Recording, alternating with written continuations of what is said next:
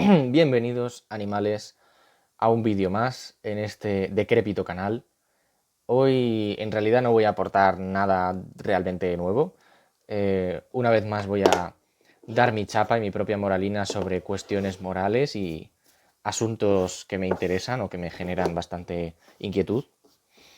En particular, lo que voy a hacer en este vídeo en realidad es unir, como he hecho en otras ocasiones, distintos fragmentos de debates morales o políticos, económicos y otras índoles, superponerlos con escenas de algunas películas o series, con extractos cinematográficos que creo que ilustran o representan medianamente aquellas cuestiones que muchas veces parecen más difíciles de dilucidar de lo que nos gustaría y que sin embargo la ficción nos ayuda bastante a aclarar. No voy a aportar demasiado, la mayoría, quizá un 90% del vídeo sean estas imágenes y extractos de un vídeo de Juan Ramón Rayo exponiendo lo que pienso, porque realmente estoy muy de acuerdo con todo lo que se va a exponer aquí. Y en algunos fragmentos añadiré mi voz, pero va a ser completamente minoritario. Y nada más, espero que os guste. Porque, ¿qué es lo que significa ser patriota? ¿Sacar una bandera? Puede que sí, sacar una bandera está bien, pero ser patriota de verdad es pagar los impuestos que te corresponden.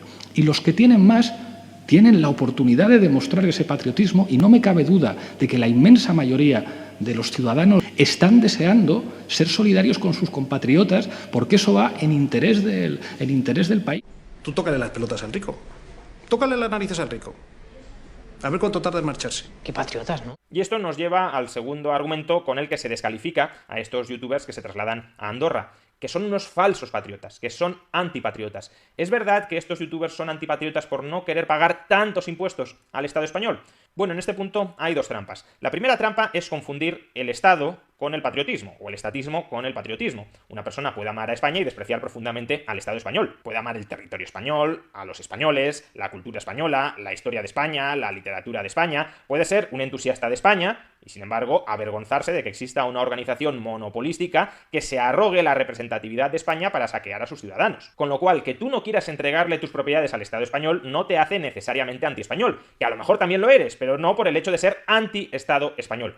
No mezclemos, no confundamos a la sociedad con el Estado, porque cuando se fusiona la sociedad con el Estado aparece el totalitarismo. No aparece la distinción entre la vida pública y la vida privada, no aparece la distinción entre el poder político y el poder civil, y esa distinción es crucial para salvaguardar las libertades individuales. Y el segundo comentario que cabe efectuar ante la acusación de que los youtubers que se marchan a Andorra son antipatriotas: una persona puede abandonar su país sin ser antipatriota. Una persona puede huir de su país porque se siente maltratado por sus compatriotas. Quien se marcha de un país no es necesariamente porque odie a ese país. Se puede marchar de ese país con un tremendo pesar, pero porque siente que sus compatriotas lo están hostigando, lo están acosando, lo están parasitando, lo están maltratando. Es falaz equiparar marcharse de España con ser antipatriota. A lo mejor los antipatriotas son todos los demás que instrumentan el nombre de España para justificar un ilimitado latrocinio estatal.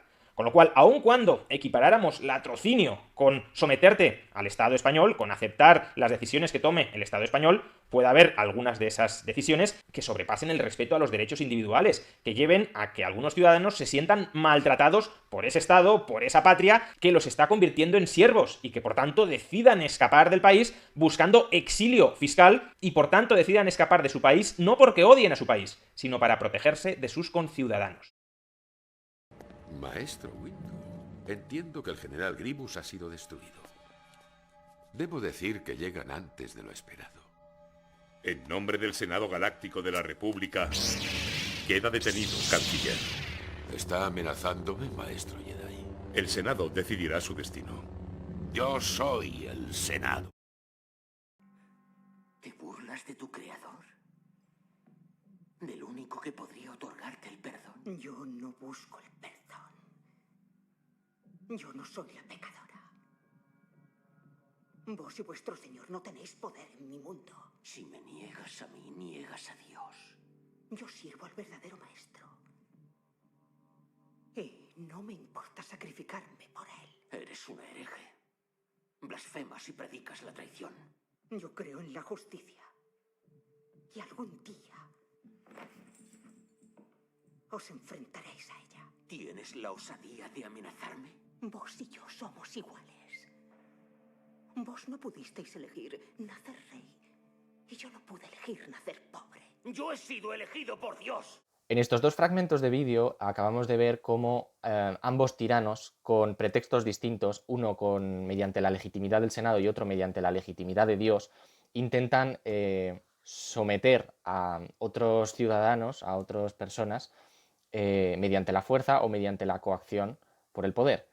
Es decir, si os fijáis, argumentalmente o analíticamente, o léxicamente, no sé cómo decirlo, ambos están haciendo lo mismo. Palpatine se ampara bajo la legitimidad del Senado y Luis XIV bajo la legitimidad religiosa, pero ambos necesitan un pretexto para llevar a cabo las acciones que desean, porque al final la figura del Estado no es legítima, nos guste o no. Entonces, partiendo de la base de que las acciones del Estado no son legítimas, para legitimarlas, muchas personas a lo largo de la historia inconscientemente hemos buscado excusas de mucho peso para que el fin justifique los medios, vaya. Es decir, Luis XVI necesita la legitimidad de Dios para llevar a cabo las acciones atroces que desea cometer.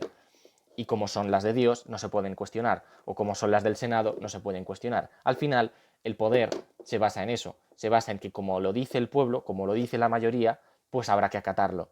Y con esto se perpetra la sumisión perfecta y el sometimiento de miles de ciudadanos y de miles de personas alrededor del mundo. Y nada más, todo lo más que pueda aportar es redundante en comparación con la dialéctica de Rayo y espero que os disfrute. Diré más, me parece un rasgo de una sociedad tremendamente sectaria, tremendamente intolerante, tremendamente radicalizada en el estatismo, que prefiramos que estas personas se marchen de España antes de proporcionarles, a ellas, y no solo a ellas, claro está, un marco fiscal con el que se sientan más a gusto. Sería como si en una sociedad fanatizada religiosamente dijéramos, o eres católico o te vas de España, porque preferimos que te vayas de España antes de que no seas católico.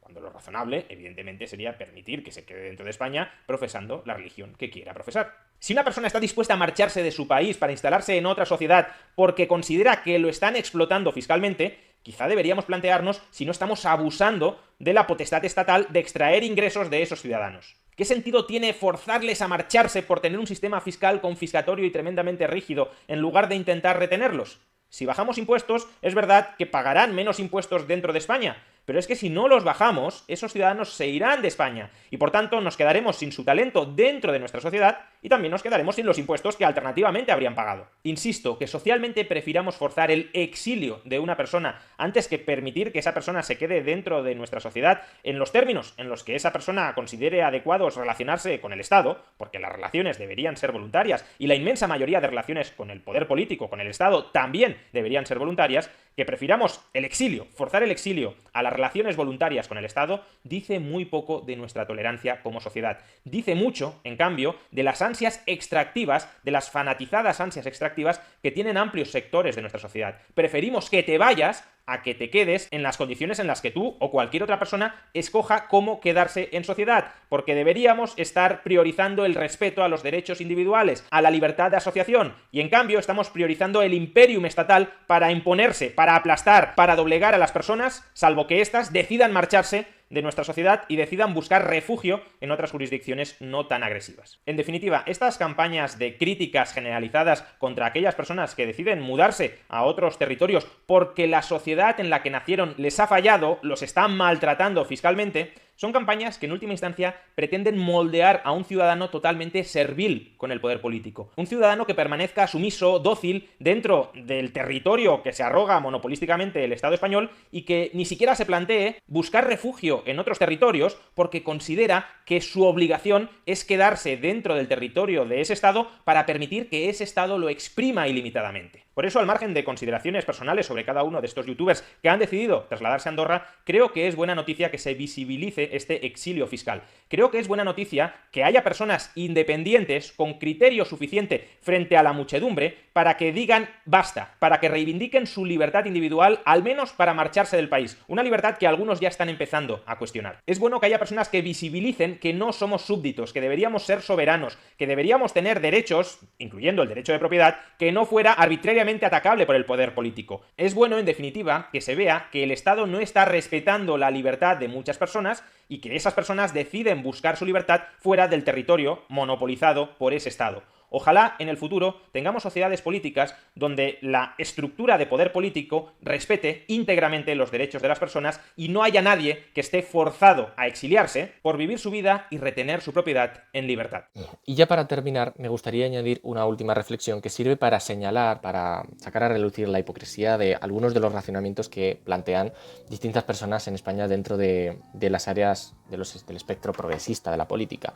Por supuesto, no todas, pero me da la sensación de que hay un elevado grupo de personas que mantienen esta premisa. A lo que me refiero es a que todo esto que hemos visto anteriormente se basa en conceptualizar España de una forma muy concreta, es decir, una España con impuestos altos. Y si España no tiene unos impuestos altos, unos impuestos que estas personas consideran justos, no es España. Por eso, a las personas que dicen no a esta consigna, les acusan de ser antipatriotas, porque si no amas la España que yo concibo, si no amas la España de los impuestos altos, es que no eres un buen español. De tal forma que España solo puede ser de una manera, y esa manera es la que a ellos les gusta, con impuestos altos. Bien, pues a mí me resulta hipócrita, me resulta paradójico, teniendo en cuenta que hay bastantes personas, repito, no todas, que dentro del progresismo intentan romper algunos esquemas sociales, intentan romper moldes culturales, que se basan también en la rigidez de las definiciones de las cosas. Por ejemplo, yo he dialogado con muchas personas a lo largo de los últimos 5 o 6 años acerca de feminismo y de cómo podemos conceptualizar las relaciones personales entre hombres y mujeres. Y muchas personas, y yo comparto esa visión de las cosas, consideran que un hombre y una mujer tienen derecho a vestirse como quieran. Para que deconstruyamos los roles de género es necesario que olvidemos los cánones de cómo debe ser un hombre o cómo debe ser, canónicamente, repito, una mujer. Es decir, que rompamos los moldes, para que no tengamos prejuicios, para que un hombre pueda llorar o para que una mujer pueda dejarse pelo en los sobacos, para que las personas puedan expresarse en libertad. Y me resulta muy paradójico que queramos romper estos moldes acerca de cómo debe ser la definición de hombre o cómo debe ser la definición de mujer, pero no queramos romper el molde de cómo debe ser la definición de España. Es decir, podemos imaginar muchas formas de hombre, muchas formas de mujer diversas y con un amplísimo espectro de formas de relacionarse, pero no podemos interpretar España de distintas maneras. Así que me parece tremendamente hipócrita y espero que se entienda. Simplemente quería aclarar este punto. Y, como digo siempre, muchas gracias por vuestro tiempo y vuestra atención.